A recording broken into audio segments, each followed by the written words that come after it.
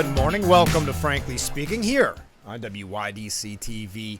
Big Fox broadcasting live from the Hesselson studio here on Market Street in Corning. It is, I should say, we're starting the program with some breaking news.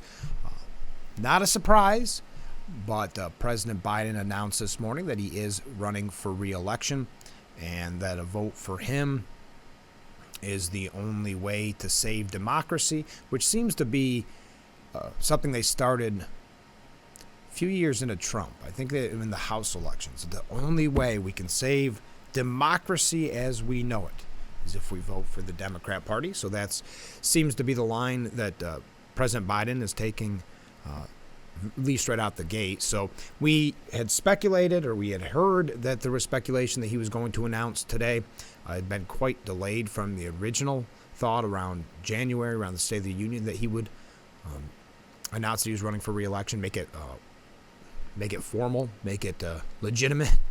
Now he is. And former President Trump weighed in on it. We'll talk about that in just a little bit. But let me do some housekeeping. Obviously, there's two big stories. I'm not sure how much we'll cover it, just because I think by now, not only are you aware, you've heard a lot of coverage of it, but that, of course, is Tucker Carlson departing from Fox News and Don Lemon departing from CNN. Weird how stories like that break. Two very different stories, but also in the same media vein. So we may talk a little bit about it, but I think that's probably been a topic that has been pushed to death in the last 24 hours. Today on the program, we'll be talking with Corning Painted Post High School's Drama Club. We're going to have 3 representatives from the Drama Club and a director, because they have coming up, starting on Thursday, their production of Disney's The Little Mermaid. So we look forward to talking to them a little bit later on.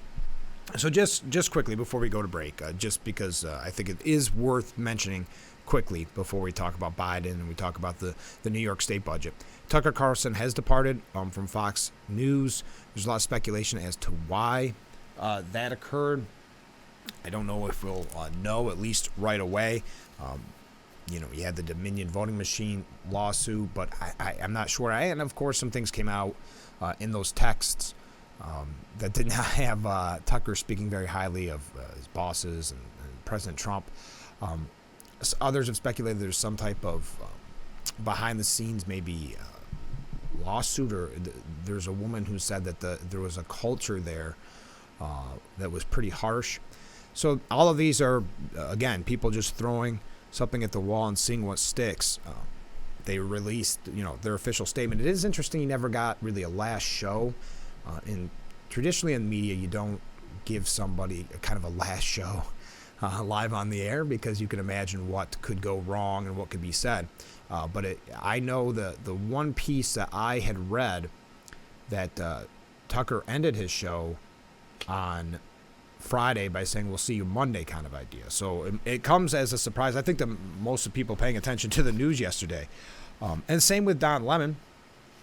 Don Lemon was a surprise. He had been in more hot water for numerous instances of just a divisive show, of a tough culture to work at on that program, from what we've heard. So that's about as much as I'm going to talk about those two topics. I just wanted to mention it to you. Nikki Haley did try to make some hay off the Don Lemon firing. She had a tweet where you could buy beer koozies, donate to her campaign. And it said, "A great day for women everywhere." CNN this morning, that they got rid of the CNN This Morning host. Because if you recall, he had said Nikki Haley wasn't in her prime, and that got a lot of controversy going. "The whole talk about my age makes me uncomfortable," Lemon said. "I think it's wrong to go down that road." She says people, politicians are suddenly not in their prime. Nikki Haley isn't in her prime. That's what he said at the time, and that got a lot of, and rightfully so, a lot of people outraged. And it was one of the, I would say, almost like the beginning to the end of Don Lemon. Don Lemon saying that he never heard from management, and then management coming back out and saying, "Yes, you did hear that you were fired from management, or you had that opportunity to do so and you wouldn't take the meeting." So it was not a pretty breakup. But that's enough on that. Stay with us. We'll be back with Frankly Speaking here on WYDC TV. Big Fox. Don't go anywhere.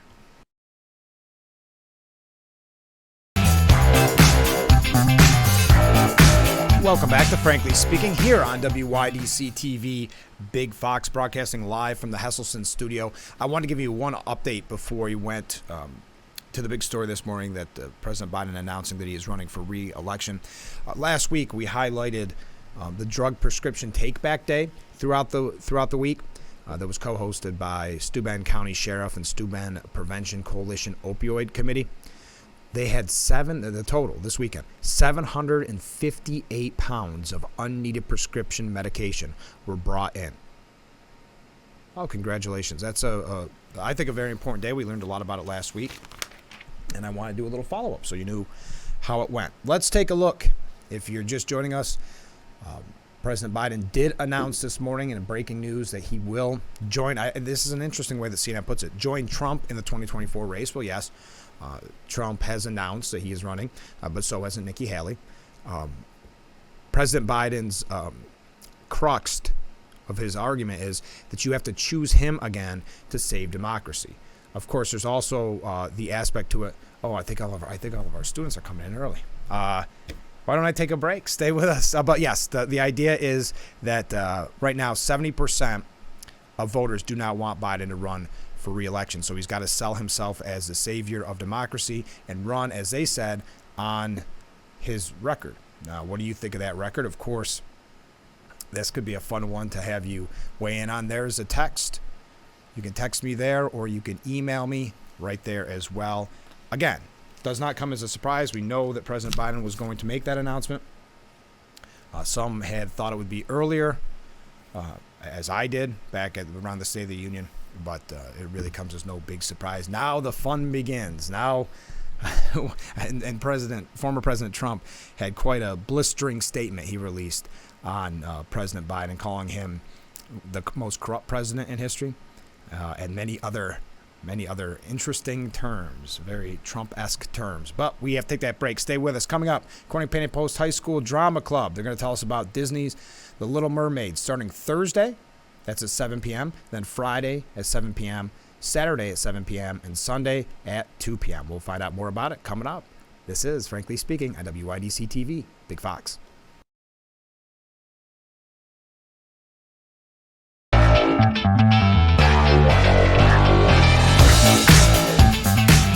Welcome back to Frankly Speaking here on WYDC TV, Big Fox. I'm excited because I've never had this many people in the studio. We're just brand new, this show. So thank you so much for being on the show. Would you each introduce yourself? I'm Megan Gensel, and I'm playing Flounder. I'm Michaela Reed, and I'm playing Ariel. Okay. I'm Gabe Hogue, and I'm playing King Triton. Okay, I'm going to have you introduce yourself again because my mic was too low. I'm sorry. I'm Megan Gensel, and I'm playing Flounder. Okay, so tell me, everybody knows the Disney's Little Mermaid, right? It's one of the most iconic Disney movies of all time. How many times did each of you watch the movie before you took the part? I've probably watched it once or twice. Okay. I don't know. I feel like I watched it a lot as a kid, but definitely when I was auditioning, I watched it a couple times. I would say the same thing. I watched it a lot as a kid, but actually Michaela convinced me to do it without really watching. But I watched it after. Oh, that's good. Now, have you done acting before, or is this new? Okay. All three of you? Yeah. Okay, so you love this kind of stuff. Yeah. Now, but you have an amazing, large cast of people. Tell us a little bit about that, if you don't mind. I mean, I think it's amazing. I think you see a lot of people, and you see a lot of people grow and change throughout the show. And you see a lot of people, and, maybe you come back and you've got break, and you see, you're like, wow, I remember that freshman, and they're doing all that now. And, I think it's a really great thing. Yeah, I think just the big cast, my favorite thing about it is we just have so many new people and freshmen and sophomores coming in that have never done this before, and it's such a big step for them. And, I think it's just very impressive that they can get onto a stage that big and do so well.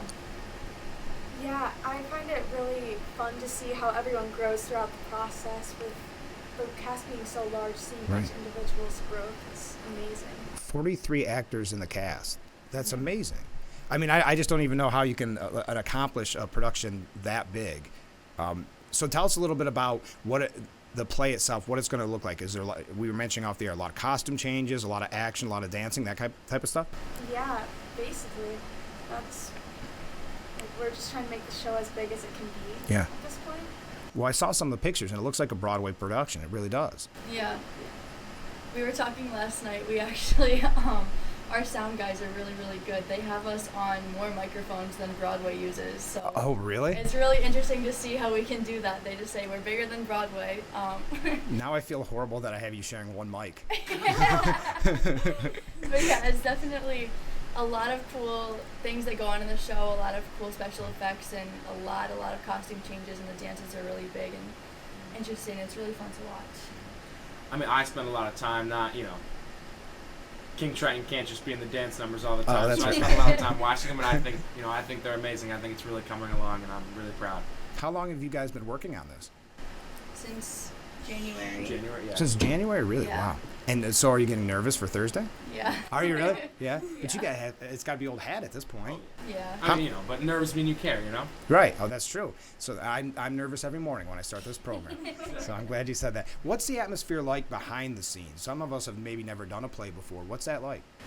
I mean, I think when you come around, I mean, this is nicknamed Hell Week, and I think some people are a little stressed backstage before, shows and stuff right now. But I think really once everyone settles in and we start, finding our rhythm, I think it's really such a positive attitude. You're coming backstage after your scene and everyone's, great job, you really hit that note. And, I think it's a great atmosphere. And how many years did you say you've done this before, like plays? Because if singing, it would intimidate a lot of people. So I'm assuming you have to have quite a background in We've it. all done plays since Sixth 6th grade. grade. Oh, okay. And I started like way younger too. Yeah, Oh, really? I've done them since I was in 3rd grade. Does But that we really started Yeah. together in Yeah, 6th grade. sixth grade. Yeah. does that seem to be common? You said a lot of people were brand new to this. Does that mean brand new to acting and singing, or brand new to just high school production? I think it depends. Some people are definitely brand new, never been on a stage Yeah. before, and now are just starting. But for some people, just the level that we perform at the high school is different from the middle school or in Sure. like community productions. Mhm. So I think just even that is a big step and something new for everyone. How long is a typical practice? Do you go through the whole play? It depends on the week. So in the earlier stages, we do like separate practices for acting, and then we have music rehearsals and dance rehearsals. And then as we get closer to the show, we start to kind of combine those. And then about 2 weeks before the show, we start doing run-throughs of just an act per night. And now obviously we're in the full run-through kind of mode. Well, yeah, because it's Hell Week, like Yeah. you said, right? Boy, a lot of cussing on the show this morning. We got to take a short break, but I want to put up on the screen real quick all your names as well as. Oh, shoot. I hit the wrong button. Hold on. I get too nervous with all you big actors in the studio here. Let me take a short break. We'll be right back with Frankly Speaking here on WYDC TV, Big Fox.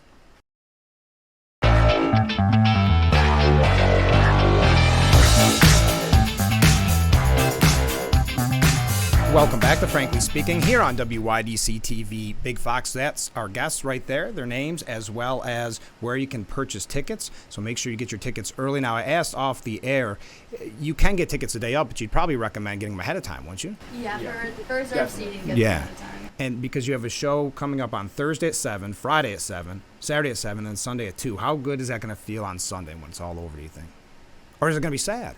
Mixed feelings. It's always Yeah. mixed feelings. You're always, super stressed going through it. You want everything to look great, and then suddenly you're like, oh my God, it's done. Yeah. I won't come, I might come back here to strike the set or something, but you realize it's all over. It's all over. Yeah. For some of us, it's our senior show, and So that's going to make it even more difficult. Oh, my goodness. So tell us about your roles individually. I know you mentioned it when you first came on the program, but maybe you could tell us how you've had to embrace what are really iconic roles. Well, so I'm King Triton, Ariel's father, and when I was looking at the musical, I had, mixed feelings. I didn't really know if I wanted to do it. I was going to be stressed with sports and stuff. And then Michaela actually signed me up for an audition, and then I forgot the audition. Uh-oh. And then she called me, and I ran to the school. She handed me a piece of music paper, and she said, "Go audition with this." So I went out on stage, threw out the best I could, the best audition I could, and you got the part. was cast as King Triton. Yeah. And I feel like I've just embraced, really, trying to embrace a fatherly role, and the idea that I, love my daughter. Sure. And, have lost their mother, and that I just really, I need to be strong, and I also need to be caring and, compassionate. Sure. So for me, I'm playing Ariel. I think I've been in theater for so long, having like the lead princess role is such a dream for everyone. Oh, of I course, know. I'm sure. So it's just such an honor to be in this role and to have this part. And I think definitely just since it's such like a typical Disney princess role, it's so fun. Yeah. And all the dancing and stuff, it's just it's fun to get into, and I'm just really excited to, meet all the kids that are coming and Of course. maybe seeing this show for the first time. Maybe they don't really know The Little Mermaid that well yet. And being able to introduce that story to them for the first time is just it's just so amazing. I'm so excited. And before you pass on, and we're going to get to your part as well, but you guys mentioned your seniors. Yeah. So do you take like the freshmen and sophomore under your wing? You teach them how it's been, especially since you've been in so many of these plays? A lot of times, yeah. And definitely, like, in the club, we have a lot of traditions and a lot of, like, weird little things that Of we course, do before yeah. shows. So it's really fun to get to teach them those things, too. But then also, yeah, during rehearsals, taking them under our wing and teaching them, this is how we do things here, this is how we run, like, these are our expectations, and also just having fun with them since they are young and new. Sure. I'd agree. Yeah. So if you want to tell us about your part as well. So I'm Flounder, and honestly, I've just been trying to like really emanate the youthfulness of the character Yeah. and kind of have him be so clueless to everything that's going on, and just really invested in like what's happening around him. When you tried out, did you think you'd get Flounder? Yes. Oh, that really? was actually the role I auditioned for. Oh, no kidding. What really sold me was his song, "She's in Love." Yeah. It's just such a banger. Yeah, it is. I guess I should have watched The Little Mermaid before this. I forget some of the characters, But I do. But like you said, so many people grew up with this. But then there's going to be young people that maybe have never seen it or have seen new adaptions of it. Is it very similar to the movie? Yeah, It's pretty yeah. similar. Yeah.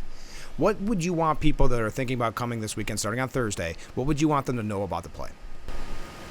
I want them to know that this is just like a really fun show, Yeah. that they're going to be entertained by it. It's not like, it's really just about the fun Yeah. of it. Yeah. It's not like a serious show. It's really just immersing yourself in what's happening around you in the storyline. I think I would want everyone to know that whatever night they come, they're gonna laugh, they're gonna be a little sad, they're gonna Sure. cry, like they're gonna feel everything with us. And I just want them to know that all the hard work that we put into it really is going to pay off, and I'm excited for what they'll be able to see. I would just say, parents bring your kids and kids bring your parents. It's going to be a great show. Pack the house, right? Yep. Pack the. Again, it's cppasd.com/tickets. Just before we go, what would you say to the cast and crew that are watching this, or the directors, or maybe your parents? To everyone, thank you for all the support over, since 6th grade. I loved being in all of these, and it's always a joy to watch, have it come out and just, have my parents and directors and everyone who's worked on it see a great finished product that I feel like all of us can be proud of. Yeah, I definitely want to say thank you as well to my cast, my directors, my family for all their support and also all the hard work that they're putting into everything as well. Just because I know that all of their efforts match mine, and Yeah. if we're not all together, we have no show. So. Yeah, you're a team, right? It's just like sports. You're a Yeah. team. Everybody. Yeah. I'd just like to thank the cast and the crew for all of the effort, and especially the costume crew, because these costumes are insane. They're a lot. It's been 80 costumes. Over 80 costumes for this. Yeah.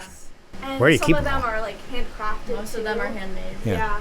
Yeah. I know mine definitely is, and it's a huge piece. Yeah. And I know that like other ones are too. So it's not just like mine. It's Ursula's too. Oh, Hers is sure. all like huge and beautiful. So I really want to thank the costume crew for that. Yeah. And I want to thank my parents for really just urging me to like try new stuff and like, really put myself out there, go out for new roles. Sure. Do you plan on, all three of you, do you plan on acting after this? I still have one more year at Right. the high school, but Unfortunately, I think this is my last show. Oh, really? Yeah, usually this is something for our senior shows we kind of say goodbye. I would say the same thing. I don't know where college and stuff is going to take me, and if I think this might be my last show, but you never know if, a great opportunity arises, you always have to. Well, you couldn't even remember audition day. So how do you know? You didn't plan that far in advance. So maybe there'll some be play another will pop Michaela up. at college. That's right. That's right. They sign you up for you.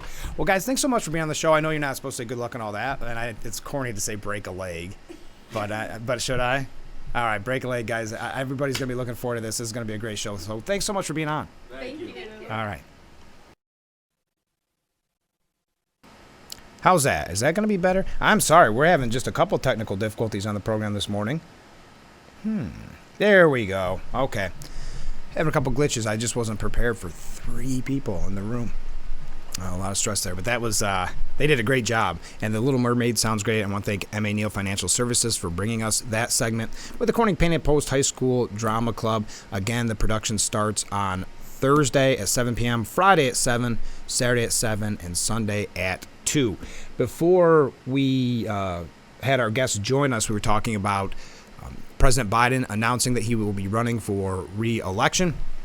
I found this interesting, and because Trump weighed in on it, of course, which comes as no surprise. He called him, if you had the 5 worst presidents combined, it still wouldn't be as bad as Biden, was his statement. You could take the 5 worst presidents in American history and put them together, and they would not have done the damage Joe Biden has done to our nation in just a few short years. And he had a lot more to say. You can find that online. But this is where it's going to start getting very interesting. So this is, I wouldn't say the endorsement is a surprise, but I wasn't sure we'd hear this early. Former gubernatorial candidate Lee Zeldin has endorsed Trump. The GOP is filled with amazing talent to save our country from the failed policies of the Biden administration. Our nominee in 2024 will be the 45th and 47th President of the United States, Donald Trump. Our economy will be stronger, our streets will be safer, and our lives will be freer. He has my support. Now, Lee Zeldin did a great job running for governor, and it's a good timing on this to take away a little bit of the coverage from Biden. Biden releasing the video about his announcement just this morning, again, saying to save democracy, which has been kind of a common talking point coming from the Democrat Party since Trump got into office, which is to save democracy, you have to vote for me. So they must feel that has been successful. But I don't want to just talk about that announcement. We'll have plenty of time for that. Election's a little ways away. We'll have fun with those conversations in the future. But I wanted to talk about the New York State budget. Let me look at my time. Good, we're doing fine. One thing, though, one quick thing about Trump, unless we do end up going back to this, but according to page 6 out of the New York Post, he's trying to woo back Kellyanne Conway. Remember Kellyanne Conway? Here we go. Sources say that Donald Trump has been quietly speaking to former senior advisor Kellyanne Conway to get her to join the team for his 2024 campaign. But it's unclear if Conway is ready to sign up. Insiders say that Trump has been wooing Conway, now a Fox News contributor, for the past 18 months. A source told us he credits her with helping him win the last time.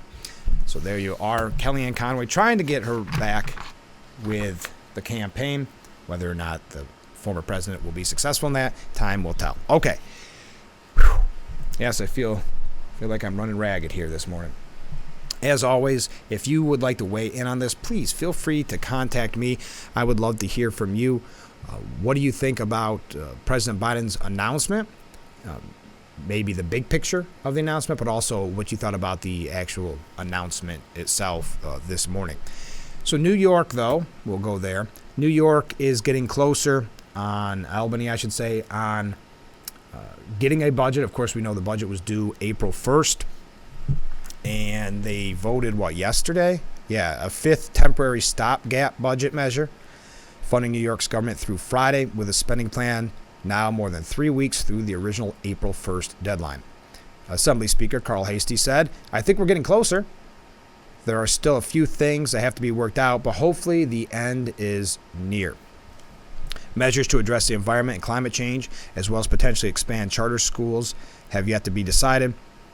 I understand that they took the housing issue that Hochul is pushing. That's been off the table now. And that's why they believe that they are getting closer to finalizing that. Now, as the budget nears, they are blaming Governor Hochul for the delay, as some politicians are quick to do. the blame game. There you go. After weeks of delay, Albany lawmakers believe they are finally nearing a state budget agreement. At the same time, members of the legislature are increasingly casting blame for the delay upon Governor Hochul. There was, we had heard rumors that there's a lot of micromanaging, and they weren't learning about some of these major policy issues that she would propose until sometimes that very day. If you remember, one of the climate change or green regulations that she wanted to change ultimately failed. But that came out of nowhere as well. So it became kind of interesting, and she almost seemed to enjoy these extensions. She seemed to have no problem with it. Hochul's approach has brought mixed success during her second budget negotiation. Everybody, I think, feels that we are making progress, said Democrat State Senator Liz Krueger. There are still a handful of some big picture policy issues that need to be addressed, but I feel like we could actually get this done before we go home again. All right, so by the end of the week, Friday, could we have that budget? Now, I'm sorry, I just keep looking at my time because I feel like I'm running late, but apparently I am not, even with that little glitch in my break. Again, the budget is not transparent, right? This process. So we don't know everything that's going on behind the scenes. But what we are hearing is minimum wage would reach $17. Now, we know there's that group that wants it to be $21.25 in the state of New York, which would be disastrous for our small businesses, for businesses if they're ever thinking about coming here. But what we're seeing is a potential of $17 an hour in the coming years. Sources familiar with the discussion said Monday. Again, it's always familiar with the discussion. It's always speaking on anonymity. The wage, because there is no transparency in our budget process, the wage would grow from $15 an hour to $17 in the city by 2026, growing 50 cents a year starting in 2024. North of Westchester County, the wage would increase from $14.20 to $17 an hour by 2028. Also, there will not be funding. I have another topic that is going to tie in with this in just a moment, but I know we mentioned this last week. There will not be funding for school indigenous mascot ban. Last week we brought that update from the regents who essentially said no mascots, nothing in your school, not the name, anything like that can relate to Native Americans. So the next New York State budget will not include funding targeted to 60 public school districts that must phase out and eliminate indigenous names, logos, and mascots. That must be done, by the way, in the year 2024-2025, that school year.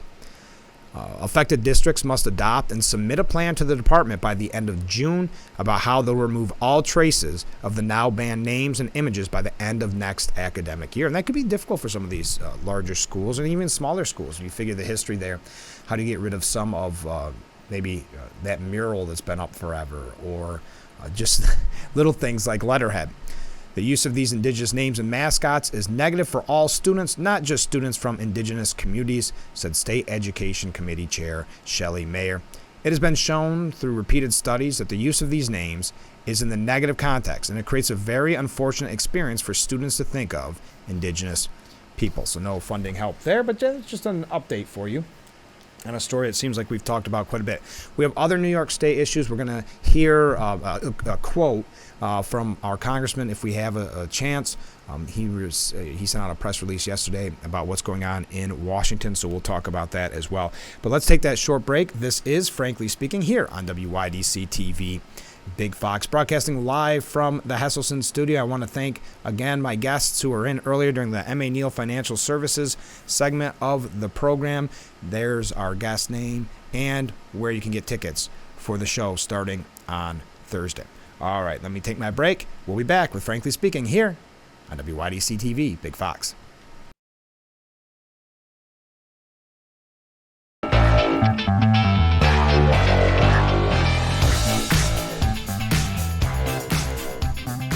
Welcome back to Frankly Speaking here on WYDC TV Big Fox. We had a couple of texts that I wanted to get to this morning. Let's go right to that info right now. A couple from, there we go. And the topic we were just referring to, and thank you, by the way, to mention that my microphone was off. I was aware of it. We were just trying to get things figured out. Had 3 guests in. It made everything a little bit hectic. But Well, you can raise pay as far as you want, but if prices of products are raised, so too, what's the point? Well, that's a great. As well, you got to think of what it does for the small businesses that maybe need to hire someone on that will no longer be able to afford it. Now, 17 is not as bad as the 21, 25 that was called for, but still, for some people struggling to get by in this economy, it could cost a lot of people their employment. And then I'm going to try this one. Let's see. This was one I got yesterday. Thank you. Try to get president candidate Robert Kennedy on your show. His dad was in Corning before his untimely death. I will try. I love these kind of suggestions. Thank you. I will definitely try. I would have no problem with that. As you will see as you progress with the show, we have candidates on of all different kinds. So that would be wonderful. I would love to have him on the program. All right, we've got one. Let me see. Where do I want to go from here? Congressman Nick Langworthy released a press release yesterday that I wanted to highlight for you because I'm not sure if you'll see it elsewhere, but I thought it was important. In keeping with his pledge to the residents of the 23rd Congressional District, Congressman Langworthy announced he joined as a co-sponsor of the Prohibit Insider Trading Act, introduced by Congressman Zach Nunn and Congressman Greg Stanton. The bipartisan legislation would prevent members of Congress and their spouses from holding or trading individual stocks. Members found in violation would be subject to a civil fine of up to $50,000. Additionally, any profit related to the trades would be returned to the American people via the U.S. Treasury. So this actually has some teeth on it. Will you be able to get some of these politicians to vote for it who have made a fortune off of this kind of questionable stock trading? We know that, let's look at the quote that Congressman Langworthy sent. No one should go to Congress to get rich. But that's exactly what we've seen happen with many members. No one should be allowed to use their position for personal gain, and a straightforward prohibition is the best way to avoid conflicts of interest and deliver the honest representation Americans deserve. I'm proud to join my colleagues in sponsoring a bill that ensures decisions are being made in the best interest of our country, not the wallets of lawmakers. So it's a step in the right direction. Another way to hopefully attempt anyway to clean up Washington. So thank you to Congressman Langworthy for sending that along. Now we have a couple other New York State issues. If you would like to weigh in on President Biden's announcement or of any of the state issues that we've been talking about this morning, you can always contact me right there. Or if you have any questions about our guests, or you have, like we saw in that one, suggestions for guests, we would really appreciate it. Let's take another short break. Then when we come back, we'll be talking about a New York State issue and much more. I think we are on track now. So stay with us. This is Frankly Speaking on WYDC TV, Big Fox.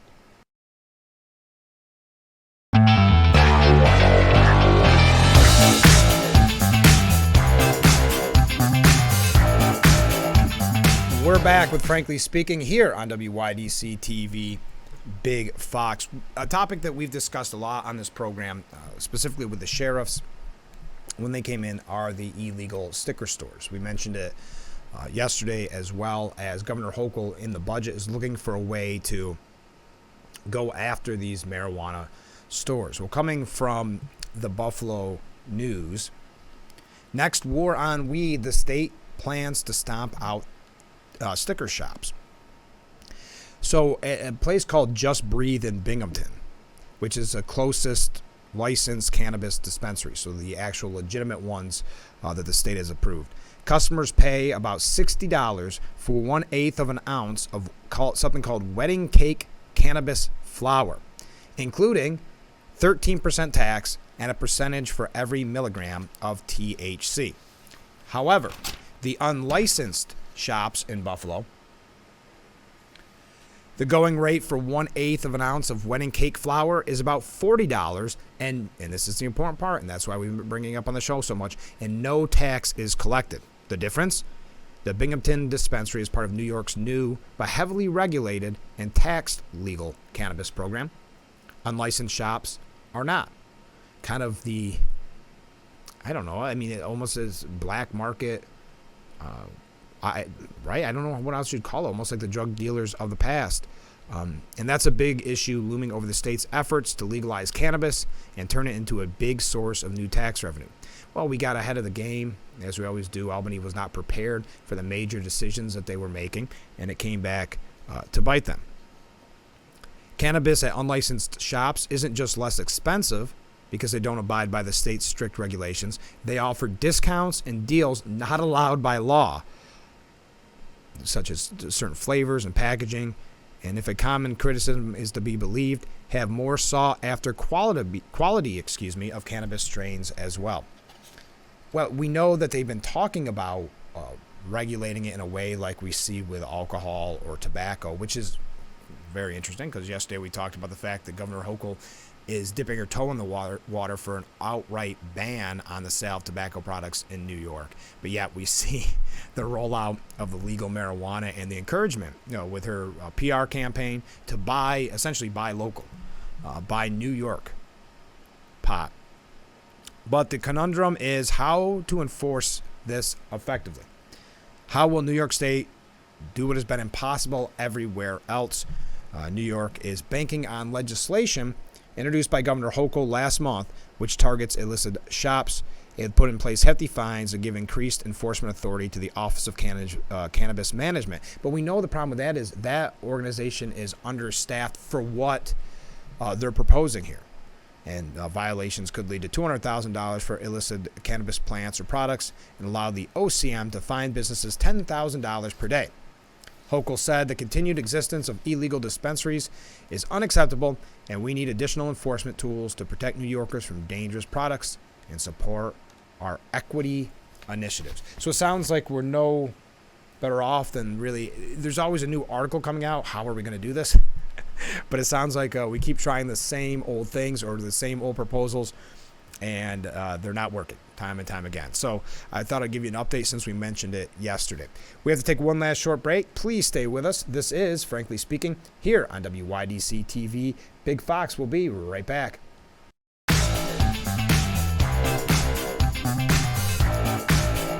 We're back with Frankly Speaking here on Big Fox. Thank you for sticking with us.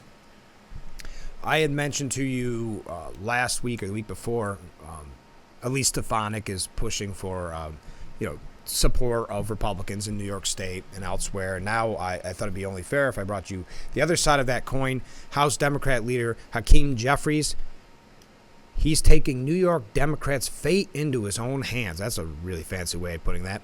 Together with Governor Hochul and Senator Gillibrand, Jeffries is assembling an elite team inside the New York State Democrat Party that will run a coordinated campaign aimed at flipping Republican-held U.S. House seats and defending vulnerable Democrat House incumbents. So you got some powerhouses there getting involved. I'm just going through some quick things right here at the end because we're just about out of time. A really, I don't know if I even have it here quickly, but there is a really interesting piece from Fox about a video. Here it is. Remember the secret Chinese police stations that we talk so much about on this program? I guess there's video showing them mingling, the operator of the secret Chinese police station, mingling with Chuck Schumer, Mayor Adams, New York City Mayor Adams. Now, they're saying that there was never an endorsement. It was just a public function. This is interesting. To me, this is something that should be receiving a lot more coverage. I know some politicians had even received donations from this group. This is essentially a secret police run by the Chinese government right here on U.S. soil and going after pro-democracy citizens. Boy, it's trouble. We had a couple of waves today. We are out of time. Yeah, I should have had two on there. Just a quick piece, if you get a chance, at New York Post. Biden's mortgage equity will screw up the home buying market. If you don't know about this, I was doing a little research on it, and maybe if we have a chance, we'll talk about it on tomorrow's program. But the idea that if you have good credit or if you could put a down payment, sometimes I feel like donations, down payment on your house, that's actually going to bite you. You are going to be punished for that because they're trying to, in the name of equity, make someone with worse credit or maybe not have that, the finance to put down a lot of money on a house. They'll get basically a better rate than you will. You will essentially get punished for having good credit. The levy will be used to reduce costs for people with low credit scores, i.e., risky borrowers more likely to default on mortgages. Boy. Well, you can find the piece for yourself at New York Post. I would love to talk to you about it. I'd love to make it a topic for the program. But we are out of time for today's edition. Thank you again to our friends over at Corning Penny Post High School Drama Club who stopped in today. That's where you can purchase the tickets. The show begins Thursday at 7, then Friday at 7, Saturday at 7, and Sunday at 2 p.m. So we appreciate them being in on the program. We're going to have a fun week ahead of us. So you want? I just heard from former Congressman Joe Sempolinski. He'll be joining us again on Thursday, but live in studio. We got a lot to catch up on, especially with Biden's announcement this morning that he is running for re-election, what this means just in general, how you can get involved in the Republican Party. So make sure you tune in tomorrow as well. Well, thanks, everybody. We'll be back tomorrow morning starting at 7 a.m. for Frankly Speaking here on WYDC TV, Big Fox.